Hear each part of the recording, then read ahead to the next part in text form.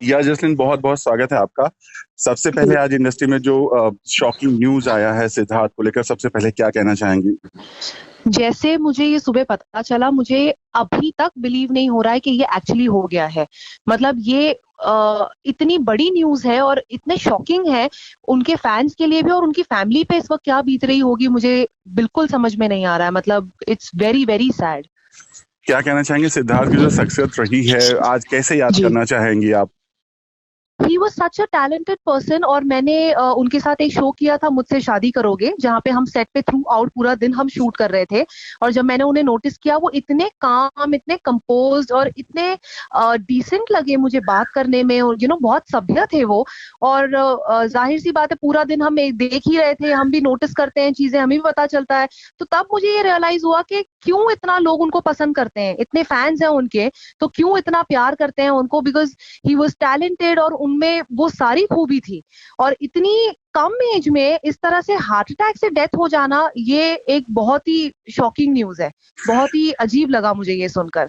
तो जी, मुझे ये समझ में आ रहा है कि उनकी फैमिली पे तो बीत ही रही है, वही इंटेंसिटी से उनके फैंस आज फील कर रहे होंगे कि ये बहुत बड़ा लॉस है इंडस्ट्री का। ही वो सच अ टैलेंटेड पर्सन, इतना काम किया है उन्होंने, और आगे और ब्राइट उनका फ्यूचर था, इतना काम उन्होंने करना था।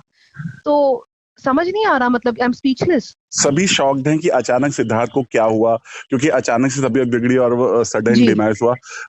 कुछ कभी ऐसे आपको पता चला था, कभी कुछ ऐसी नॉर्मल बातें में भी कभी वो बीमार थे, कभी ऐसा आपको महसूस हुआ या फील हुआ या सुना था आपने कभी? मैंने ऐसा कुछ नहीं सुना। इनफैक्ट मैंने आज जब मेरी बात हो रही, बहुत लोगों के कॉल आ रहे हैं मुझे, इंडस्ट्री के सारे फ्रेंड्स जो है कॉल करके कह रहे हैं कि यार अभी तो 4 दिन पहले मिले थे, अभी तो 2 दिन पहले मिले थे, कि अब बिल्कुल ठीक थे, हंसी मजाक वो सब चल रहा था उनका, कोई ऐसा शक्ल पे कुछ नहीं, ऐसी कोई न्यूज ही नहीं सुनी ऐसी कि वो कोई स्ट्रेस में हो। और रहे भी क्यों, ही वॉज डूइंग वेल।